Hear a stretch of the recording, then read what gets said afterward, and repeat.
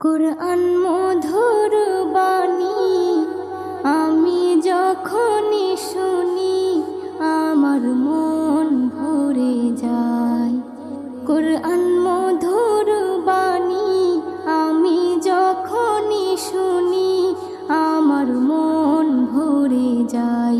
শোনো মুমিন মুসলমান, পড়ে দেখো না কুরআন, কত শান্তি পাওয়া যায়। কুরআন